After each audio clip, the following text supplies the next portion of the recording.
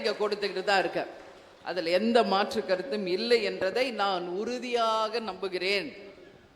இன்னைக்கு நான் சொன்னது மாதிரி அக்ஷய திருதியை அப்படின்னு சொன்னாலே சிவனும் சக்தியும் ஒன்றாக இணைந்த ஒரு நாள். அர்த்தநாரீஸ்வரராக கேப்டன் அவர்கள் என்னுள்ளேயே இருந்துதான் என்னை இயக்கிக் கொண்டிருக்கிறார் என்பதை தான் நான் 100% 100% அந்த நம்பிக்கையோடு உறுதியோடு தான் என்னுடைய ஒவ்வொரு நாளையும் நான் துவங்கி கொண்டு இருக்கிறேன் என்பதை என் அன்பு சகோதர சகோதரிகள் கிட்ட நான் பகிர்ந்து கொள்ளணும்னு நினைக்கிறேன். நீங்க எல்லாரும் நினைக்கலாம், போன முறை ஜிபிஎன் பேலஸ்ல நம்ம தலைவர் அவர்கள் கலந்து கொண்ட செயற்குழு பொதுக்குழு மிக பிரம்மாண்டமாக நம்ம நடத்துறோம். இந்த முறை கேவி மஹால் தர்மபுரியில நமது அவை தலைவர் அவருடைய துணைவியார் மீது கட்டப்பட்ட இந்த திருமண மண்டபத்தில் இந்த 19ஆம் ஆண்டு செயற்குழு பொதுக்குழுவை நடத்திக்கிட்டு இருக்கோம்.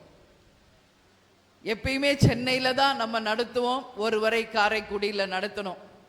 சென்னை என்பது மட்டும் கிடையாது. இன்னைக்கு கேவி மஹால் தர்மபுரியில ஒரு கிராமத்தில் கட்டப்பட்ட ஒரு கல்யாண மண்டபமாக இருந்தாலும் தேசிய முற்போக்கு திராவிட கழகத்திற்கு இணை தேசிய முற்போக்கு திராவிட கழகம் தான் என்பதை இந்த செயற்குழு பொதுக்குழுவில் மாபெரும் வெற்றி பெற்றதில் நீங்க நிரூபிச்சிருக்கீங்க. கேப்டனை பொறுத்த வரைக்கும் ஏ சென்டர் ஹீரோ இல்ல, பிஎன்சி ஹீரோ. கிராமங்களை விரும்பக்கூடியவர், கிராம மக்களையும் கிராம இளைஞர்களையும் பெண்களையும் அவங்க நம்ம கேப்டனை தங்கள் வீட்டு மகனாகவே ஏற்றுக்கொண்டவர்கள். அதனால இந்த முறை ஒரு கிராமத்தில் நான் பொதுச் செயலாளராக ஆன பிறகு கிராம மக்களை நானும் விரும்பக்கூடியவள், நானும் ஒரு கிராமத்தில் இருந்து வந்து விவசாய குடும்பத்தில் இருந்து வந்துதான் இன்னைக்கு தலைவர் மனைவியாகி இன்றைக்கு உங்கள் ஆதரவோடு பொதுச் செயலாளராக இருக்க.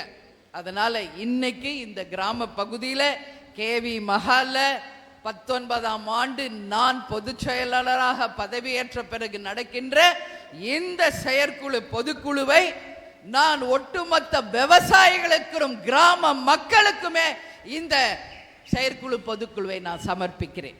ஏன்னா நம்ம தலைவரை பொறுத்த வரைக்கும் எப்போ கிராமங்கள் முன்னேறுகிறதோ அப்பதான் நம் தமிழ்நாடு முன்னேறியதாக ஒரு சரித்திரம் இருக்கும் என்பதில் உறுதியாக இருந்தார். அதுல எந்த மாற்று கருத்தும் இல்லை. அந்த வகையில் இன்னைக்கு கேவி மஹால் நம்ம செயற்குழு பொதுக்குழுவோல இன்னைக்கு துவங்கப்பட்டிருக்கிறது. டாக்டர் அவர்களுக்கும் அவர் துணைவியாருக்கும் மகனுக்கும் தேசிய முற்போக்கு திராவிட கழகத்தின் சார்பாக வாழ்த்துக்களை தெரிவித்துக் கொள்கிறோம். கேப்டன் கொடுத்த வாக்கு, தர்மபுரியில நிச்சயமாக செயற்குழு பொதுக்குழு நடத்தப்படும் என்று கேப்டன் கொடுத்த வாக்கு இன்றைக்கு கேப்டன் அருளால் இதே தருமபுரியில நடந்தேறி இருக்கிறது. இன்னைக்கு தமிழ்நாட்டில் எத்தனையோ மாவட்டங்கள் இருக்கு, ஆனாலும் ஒரே ஒரு மாவட்டத்தினுடைய பெயரை தான் தன்னுடைய திரைப்படத்துல கேப்டன் அவர்கள் தருமபுரி அப்படின்னு சொல்லி ஒரு படத்துல கேப்டன் நடிச்சார். தர்ம தலைவன் அந்த விரும்பிய அந்த தருமபுரியில இன்னைக்கு நமது 19ஆம் ஆண்டு செயற்குழு பொதுக்குழு நடந்ததுல உண்மையிலேயே எங்களுடைய அன்பு சகோதர சகோதரிகளுக்கு என்னுடைய வணக்கங்களையும் பாராட்டுகளையும் நான் தெரிவித்துக் கொள்ள கடமைப்பட்டிருக்கேன். இப்போ உங்க எல்லாருக்குமே நம்ம சொன்னது மாதிரி இன்னைக்கு செயற்குழு பொதுக்குழு இன்றைக்கு மிக முக்கியமான நீங்க எல்லாரும் எதிர்பார்த்த அத்தனையும் நான் அறிவித்திருக்கிறேன். எல்லாருக்கும் சந்தோஷமா? நீங்க எதிர்பார்த்த அத்தனையும் அறிவிச்சாச்சா? அதனால நிச்சயமாக தேசிய முற்போக்கு திராவிட கழகம் வீறு நடை போட்டு வெற்றியை காண்போம் என்பதில் யாருக்கும் மாற்று கருத்து வேண்டாம். இப்போ சிவக்கொழுந்து அவர்களுக்கு நான் மிகப்பெரிய ஒரு பொறுப்பை இன்னைக்கு அறிவிச்சிருக்கிறோம். ஜனவரி 9ஆம் தேதி சிவக்கொழுந்து மற்றும் உமாநாத் அவர்களுக்கு மிகப்பெரிய பொறுப்பு. ஜனவரி 9ஆம் தேதி தேசிய முற்போக்கு திராவிட கழகத்தினுடைய மாபெரும் மாநாடு கடலூர் மாவட்டத்திலே நடத்தப்படும் சொல்லியிருக்கோம். ஏன்னா கடலூர் உங்க எல்லாருக்கும் நான் சொல்றேன், இது வரைக்கும் நம்ம அங்க மாநாடு நடத்தல. மக்களுக்காக மக்கள் பணி அப்படின்னு நடத்தணும். தமிழ்நாடு முழுக்க நடத்தும் பொழுது நம்பர் 1 இடத்தை பிடித்தது மக்களுக்காக மக்கள் பணியிலே கடலூர் மாவட்டம் தான். தலைவருக்கு முதல் வெற்றியை கொடுத்த மாவட்டம், கேப்டன் கோட்டை என்று அழைக்கப்படும் கடலூர் மாவட்டம். அதனால் அந்த மாநாடு நம்ம முதல் கட்சி ஆரம்பிச்ச போது எப்படி மதுரையே திருவிழா கோலம் போல, சித்திரை திருவிழாவிலே கண்ட கூட்டத்தை போல மதுரை மாநாடு தமிழ்நாடு இல்ல, இந்தியா இல்ல, உலகத்தையே திரும்பி பார்க்க வச்சோமோ அது போல கடலூர் மாநாடும் நிச்சயமாக மிகப்பெரிய ஒரு வெற்றி மாநாடாக மாற்ற வேண்டிய மிகப்பெரிய பொறுப்பை உங்க ஒவ்வொருத்தர் கையிலுமே நான் சமர்ப்பிக்கிறேன். வெற்றி மாநாடா மாத்துவீர்களா? மிகப்பெரிய வெற்றி மாநாடா மாத்துவீங்களா? ஏன்னா உங்களுக்கே தெரியும், சமீப காலமா நம்ம எந்த மாநாடும் நடத்தல. ஏன்னா உங்களுக்கு நான் செலவு வைக்க கூடாது என்ற ஒரே குறிக்கோள். இப்ப நீங்களே ஒவ்வொருவரும் என்னை டெய்லி தலைமை கழகத்தில் பார்க்கும்போது மாவட்ட செயலாளர்கள் நம்ம நிர்வாகிகள் எல்லாம் கேட்க ஆரம்பிச்சிட்டீங்க, அண்ணி ஒரு மாநாடு நடத்தணும்னு. உங்க அத்தனை பேர் விருப்பத்திற்கு இணங்க மாநாடு அறிவிக்கப்பட்டிருக்கிறது. அது மீண்டும் ஒரு சரித்திரத்தை படைக்கணும். நான் எப்பயுமே கேப்டன் சொல்வேன், நம்ம நடத்தின இதுவரைக்கும் மாநாடுகளோ பொதுக்கூட்டங்களோ யாரும் நடத்தினது கிடையாது. ஏன்னா அவங்க எல்லாம் காசும், நான் எப்பயும் சொல்றதுதான், சோறும் பீரும் எல்லாம் கொடுத்து கூப்பிட்டு வருவாங்க. ஆனா இது உண்மை கூட்டம், இது கேப்டன் என்கின்ற ஒருவருக்கு கிடைச்ச உண்மையான கூட்டம். அதனாலதான் நான் சொல்றேன், மீண்டும் நம்ம சரித்திரத்தை நாம மட்டும்தான் முறியடிக்க முடியும், வேற யாராலையும் முறியடிக்க முடியாது என்கின்ற சரித்திரத்தை கடலூர் மாநாட்டில் நாம் நிரூபிக்க வேண்டும் என்பதை இந்த நேரத்தில் நான் சொல்றேன். அதே மாதிரி இன்றைக்கு இங்க மேடையில் அமர்ந்திருக்காங்கல்ல அனைவருக்கும், புதிய பதவி ஏற்ற அனைவருக்கும் தேசிய முற்போக்கு திராவிட கழகத்தின் சார்பாக, நம்ம கேப்டன் சார்பாக, உங்கள் பொதுச் செயலர் உங்க அண்ணியின் சார்பாக மனமார்ந்த வாழ்த்துக்களை இந்த நேரத்தில் நான் தெரிவித்துக் கொள்வதிலே உண்மையிலேயே மகிழ்ச்சி அடைகிறேன்.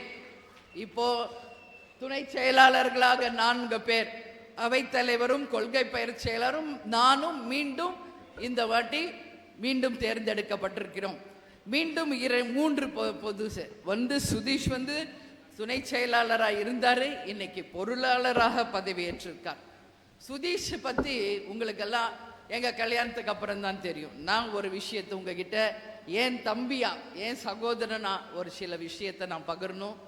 சுதீஷ் பொறுத்த வரைக்கும் பார்த்தீங்கன்னா வெரி குட் அட்மினிஸ்ட்ரேட்டர். ஒரு நிர்வாகத்தை அவர் கையில் ஒப்படைச்சா அதுக்காக டெடிகேட்டடா நைட் அண்ட் டே உழைச்சி அதை சக்சஸ் ஆகிற வரைக்கும் தூங்க மாட்டார். வெரி வெரி சின்சியர் அட்மினிஸ்ட்ரேட்டர்னா அது என் தம்பி அப்படின்றத நான் பெருமையோடு இந்த நேரத்தில் இந்த செயற்குழு பொதுக்குழுவில் நான் சொல்ல கடமைப்பட்டிருக்கேன். என்ன, நான் பிறந்ததுலேருந்து பார்க்குறேன் அவனு வெரி டிசிப்ளின், அதுவும் financially is very very very discipline, very plant. அதனால் இன்னைக்கு ஒரு முக்கியமான ஒரு பொறுப்பான ஒரு தகுதியான பதவிக்கு தான் இன்னைக்கு சுதீஷ் அவர்கள் பொருளாளராக வந்திருக்கார். சொன்ன உடனே எல்லாரும் நான் 23 லட்சம் கொடுக்குறேன், 25 லட்சம் கொடுக்குறேன், 50 லட்சம் சொல்லிட்டீங்க. உணர்ச்சி வேசப்பட்டு சொல்லி இல்லையா ஜின்னா, ஏதோ உணர்ச்சி வேகத்தில் சொல்லிட்டீங்களா என்னன்னு தெரியல. எதுவாக இருந்தாலும் அந்த மனசு இருக்குல்ல, அறிவிச்சிட்டீங்க. அந்த மனசுக்கு தேசிய முற்போக்கு திராவிட கழகத்தின் சார்பாக உங்கள் அனைவருக்கும் என் பாராட்டுக்களை நான் தெரிவிச்சுக்கிறேன். உறுதியாக இந்த மனசுகளுக்கு பணம் முக்கியம் கிடையாது, இங்க மனசுகள் தான் முக்கியம். இந்த ஒரு மனசும் இங்க இருக்கிற ஒவ்வொருத்தரும் என்ன பொறுத்த வரைக்கும் ஒரு கோடிக்கும் மேல்பட்ட மதிப்பு மிக்கவர்கள் அப்படின்றத நான் இந்த நேரத்தில் சொல்றேன். இப்போ வழி நெடுக்க நம்ம பார்க்குறோம், எத்தனை கொடி, எத்தனை பேனர், எத்தனை கட் அவுட்டு. டாக்டர் பாவம் தொண்டையை கட்டி போச்சு, ஒரு 10 நாளாக அவருக்கு சாப்பாடு இல்லை, தூக்கம் இல்லை, உழைப்பு. பார்த்தசாரதியும் இங்க வந்துட்டார். அதே மாதிரி பார்த்தசாரதிக்கு இன்னைக்கு பாருங்க, தலைமை கழகத்தில் தலைமை செயலாளர். நான் யூஸ்வலாகவே எந்த மீட்டிங்கு போனாலும் பார்த்தசாரதி என் கூடயே வருவார். ஒரு வாட்டி நான் பார்த்தசாரதியை பற்றி இன்ட்ரடியூஸ் பண்ணும்போது துணை செயலாளர் என் வாயில வந்ததே இல்லை. எப்போ நான் சொன்னாலும் தலைமை கழக செயலாளர் பார்த்தசாரதி, தலைமை கழக செயலாளர் பார்த்தசாரதி தான் சொல்லுவேன்.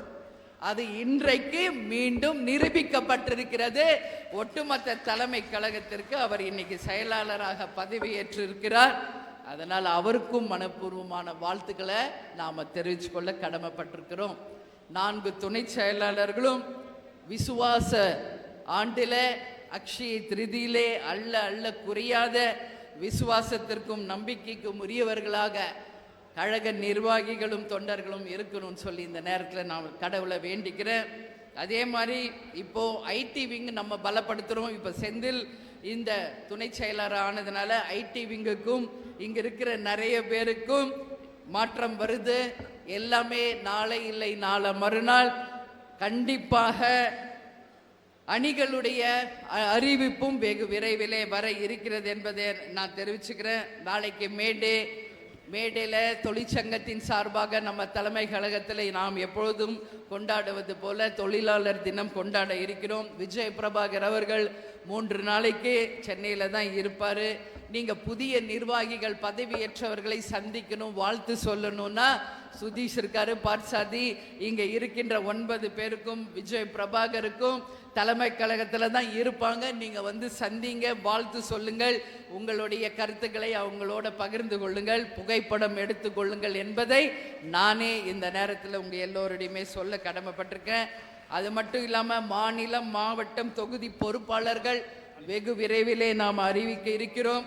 பூத் கமிட்டி சீக்கிரமாக அமைத்து கொடுக்கணும்னு சொல்லி எவ்வளோ நான் பேசுகிறேன்றது இங்கே இருக்கிற ஒவ்வொருத்தருக்கும் அது தெரியும்.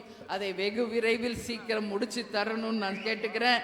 நீங்கள் முடித்து கொடுத்தவுடன் 234 தொகுதிகளுக்கும் தொகுதி பொறுப்பாளர்கள் அறிவிக்கப்பட்டு விஜய பிரபாகரனும் நானும் சொன்னது போல தமிழகம் முழுவதும் பட்டி தொட்டி எங்கும் 234 தொகுதிகளுக்கும் நேரடியாக வந்து நமது கழகத்தினரையும் நமது மக்களையும் சந்தித்து மிகப்பெரிய ஒரு எழுச்சி சுற்றுப்பயணமாக அது அமையும் என்பதை சொல்றேன்.